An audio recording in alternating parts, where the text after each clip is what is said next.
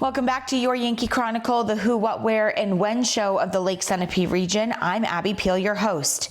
Midge Eliassen lives on the shore of Lake Sunapee and has a wonderful vantage point for keeping a historical eye on the lake's lighthouses, and one in particular. Tell us more, Midge. Yeah, well, today there are 5 lighthouses in the state of New Hampshire.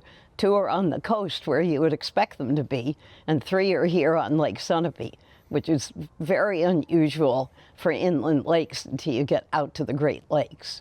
We have lighthouses on Lake Sunapee because of the lake's heavy use in the 1880s to 1930s as a tourist destination.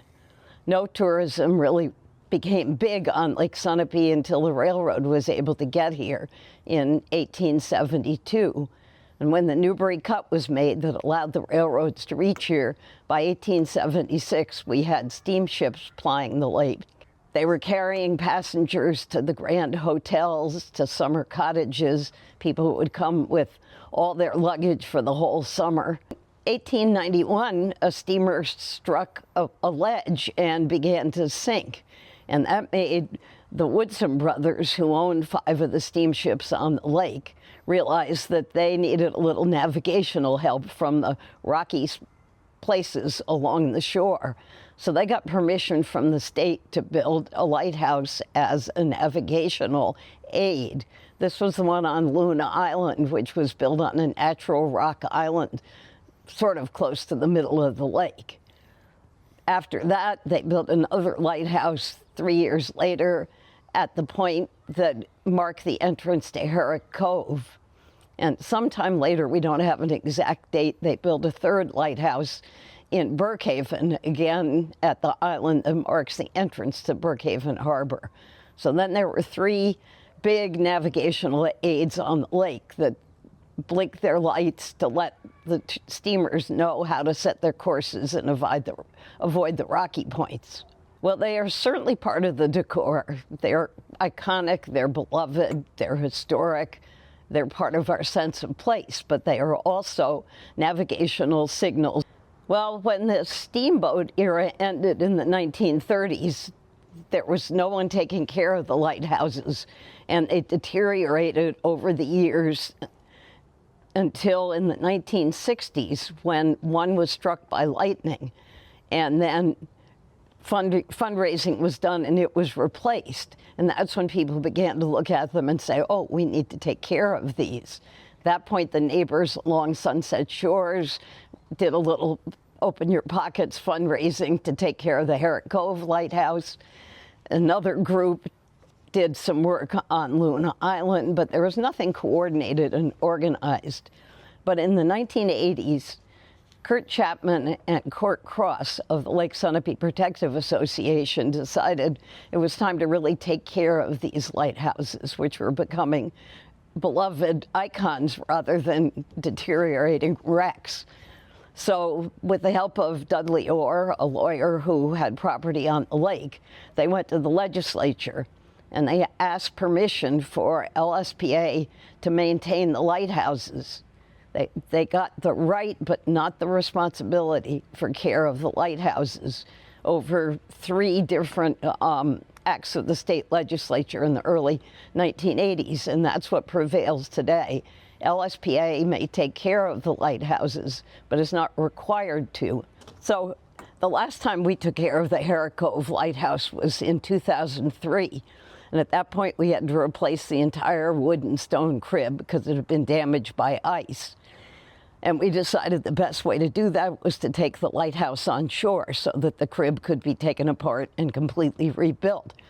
So with the incredible donation of a volunteer, a helicopter was brought to lift the lighthouse to shore, and it lifted it up, and we were all watching, and it got dipped into the water, and we all thought it was going to sink, but it turned out it was a clever ploy on the part of the pilot to let the buoyancy of the lighthouse take some of the weight. Less than 20 years later, same story, same problem. Ice had pushed the rock and stone crib, some of the wood rots, but much more of the problem is the force of the ice tilting it. The lighthouse was again at a 5-degree angle, and we had to figure out what happens now. At a 15 to 20 year replacement period for the cribs at hugely greater expense, it just wasn't a viable proposition. So Frank LeMay, chair of LSPA's Facilities Committee, engaged a man named Duncan Meller, who's a coastal engineer. And the Facilities Committee looked at a whole bunch of different options for replacing the support for the lighthouse. In the end, it was sort of no question that the most cost-effective and the most long-lasting is the solution we're using today. It's an expensive one now, but we expect the lighthouses will still be on the same support 60 to 80 years from now. And the choice that we made was to support the lighthouse on 4 steel piles, like legs of a table, driven all the way down to the bedrock of the lake and then anchored into the rock, so that there is no way that you can pull up on these and have the lighthouse begin to tip and tilt. Then, in order to take care of the stress of the ice and the wind-driven ice, these 4 table legs, in 3 cases, have an angled steel pile behind them so that the force driven against it from the surface of the water will keep the lighthouse from moving. The actual work of the construction project to install the new support structures was done by a company called Hanson Marine that is based in Springfield, New Hampshire.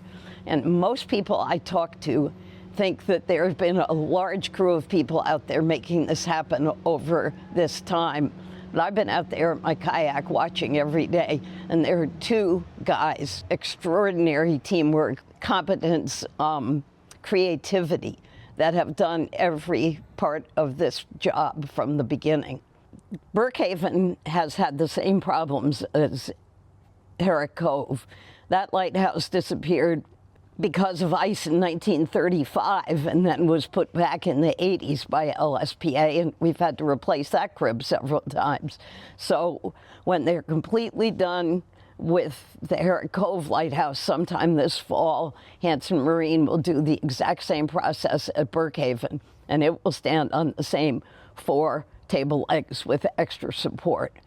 Loon Island, we don't have to do that for. Loon Island Lighthouse is built on a natural rock island, so its base is firm and stable. We will have to continue to take care of the 3 wooden structures, obviously, because wood deteriorates, but we can do that. When we undertook this new plan for Brookhaven and Herrick Cove, we started a fund drive to underwrite the costs of these 2 structures. And people around the lake love the lighthouses so much that their generous donations are actually more than we anticipate needing for completing this job. So there is now a permanent lighthouse maintenance fund at LSPA, which is what we'll use to work on the wood, to update the solar lights, to do painting, to do cleaning. You know, there's a lot of work on the structure, so you can always donate to lighthouse support, become a lighthouse keeper by going to Lake Sunapee Protective Association website.